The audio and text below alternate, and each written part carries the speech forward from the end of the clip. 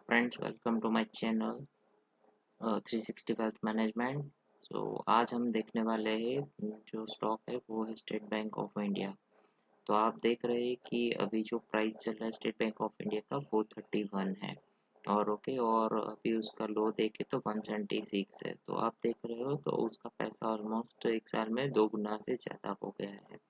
तो आप देखना चाहेंगे कि it's a right time to do the profit booking और आपको क्या करना चाहिए, अभी ये स्टॉक के साथ बने रहना चाहिए या निकल जाना चाहिए।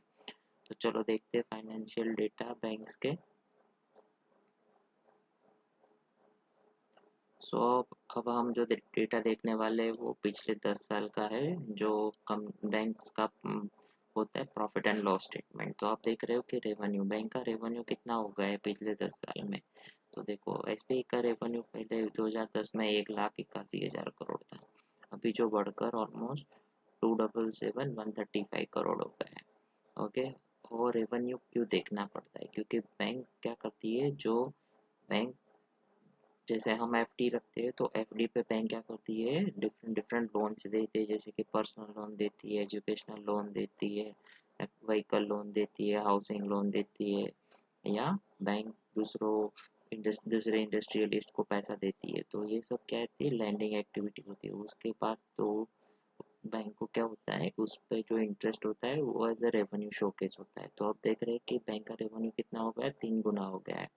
अभी क्या होता है कि जैसे रेवेन्यू तो होता है, उसके साथ बैंक्स को एक्सपेंसेस भी करने पड़ते हैं। क्या है कि first expense is interest expense. Interest में क्या होता है, जैसे इंडियन सिटीजन्स या फॉरेन सिटीजन सब लोग एफडी रखते हैं बैंक्स में।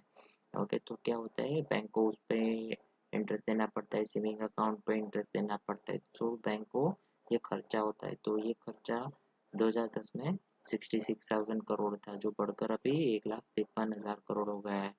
वही तरीके से बैंक के अदर एक्सपेंसेस होते हैं, जिसमें एम्प्लॉय का एक्सपेंस होता है या अदर कॉस्ट लगती है, एडमिन एक्सपेंस होते हैं, इलेक्ट्रिसिटी एक्सपेंस होता है। वो बढ़कर कितने हो गए, बैंक के 47,000 करोड़ से बढ़कर अभी 1,99,000 करोड़ हो गए। मीन्स ये भी कितने हो गए, ऑलमोस्ट 4 टाइम्स हो गए। तो आप देख रहे हैं कि बैंक का ये कोर बिजनेस हो रहा है। जो पहला सेगमेंट देख रहे हो, बैंक का ये कोर बिजनेस है। इसमें देख रहे हो आप कि बैंक को फिनेंसिंग प्रॉफिट होना चाहिए, जो नहीं हो रहा है पिछले 11 साल से। देखो क्या 13,000 करोड़ 2010 में लॉस था, 2011 में 12,000 करोड़ लॉस था, और जो लॉस अभी भी कैरी फॉरवर्ड पिछले 11 सालों से होता जा रहा है, और अभी कितना 76,000 का लॉस हो रहा है बैंक को। और उनके कोर बिजनेस में से आप बोल रहे हो कि बैंक तो प्रॉफिट बता रही है, वो कैसे। तो चलो देखते हैं क्या है।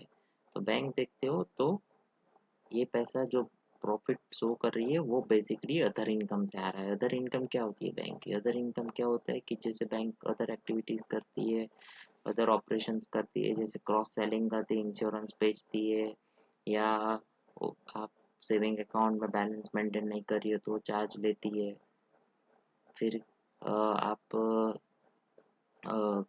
दूसरे जो चार्जेस होती है, जैसे कि चेक बाउंस हो गया, तो ये सब चार्जेस होता है। तो उससे बैंक को क्या होता है, रेवेन्यू होता है। अभी बोल रहा है इतने से इतना रेवेन्यू कैसे हो सकता है क्योंकि बैंक क्या कर रही है, जैसे एसबीआई ने अपना जनरल इंश्योरेंस था उसको पब्लिकली किया, तो उसमें से जो शेयर होल्डर्स जो शेयर्स लिस्ट किए, तो उससे बैंक को अच्छा खासा पैसा बना है। इसकी वजह से आप देख रहे होंगे कि ये पिछले 3 साल में बैंक का रेवेन्यू बहुत बढ़ चुका है कंपेयर टू, देखो ये 52 से 68,000 करोड़ हुआ, 68 से। मगर इधर आप देख रहे हो तो सिग्निफिकेंट जंप हुआ है। ये क्यों, बिकॉज बैंक ने अपने जो एक लाइफ इंश्योरेंस आर्म को पब्लिकली लिस्टेड किया, उसके बाद उसने जनरल इंश्योरेंस को भी पब्लिकली ले गए।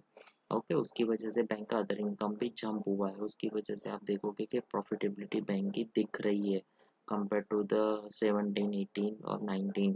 Okay, so bank basically showing profit on the basis of other income, not on their core activity, which is a concerning sign for State Bank of India's shareholders. Okay, now we'll go to HDFC Bank to see the same financials. Okay, so आप देख रहे हो कि अभी bank का current price चल रहा है 1526। ओके, और उसका लो था 1200 इस बैंक में पैसे आपके डबल तो नहीं किए मगर ऑलमोस्ट 50 to 60% एक साल में रिटर्न दे दिया है which is a good sign for the share holders.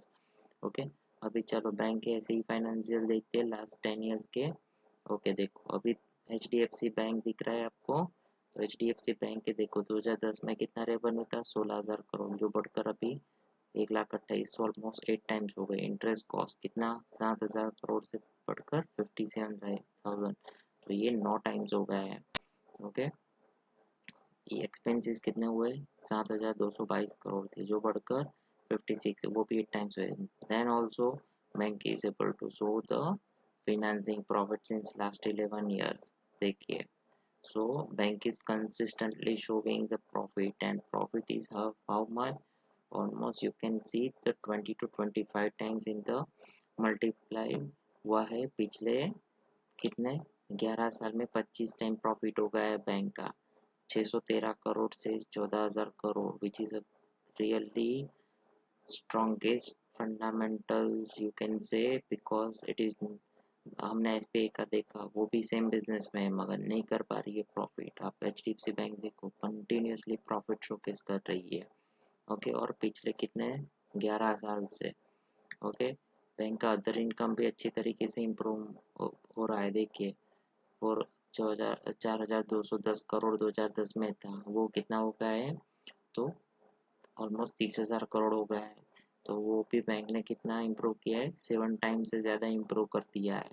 तो मेरे हिसाब से देखो आप, तो स्ट्रॉन्गेस्ट बैंक HDFC बैंक मेरे को लग रहा है। तो आई वुड एडवाइस कि जो भी स्टेट बैंक ऑफ इंडिया के शेयर होल्डर्स है तो अभी के अभी कुछ ही समय में देख सकते हैं कि बैंक में करेक्शन आ रहे दिख रहे, तो आपको स्ट्रॉन्ग स्टॉक्स के साथ रहना चाहिए। तो आई वुड एडवाइस के स्टेट बैंक ऑफ इंडिया में जो भी शेयर होल्डर्स है वो अब ये वीडियो देखने के बाद HDFC बैंक को भी फंडामेंटली स्टॉक की तरह देखेंगे और वहाँ पे मूवमेंट करेंगे।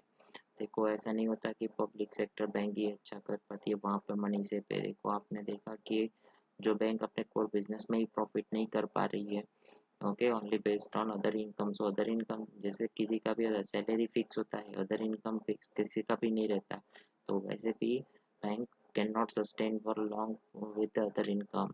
तो मेरे हिसाब से आज सभी शेयर होल्डर को जो SBI के हैं उनको मूव तुरंत कर लेना चाहिए HDFC बैंक में।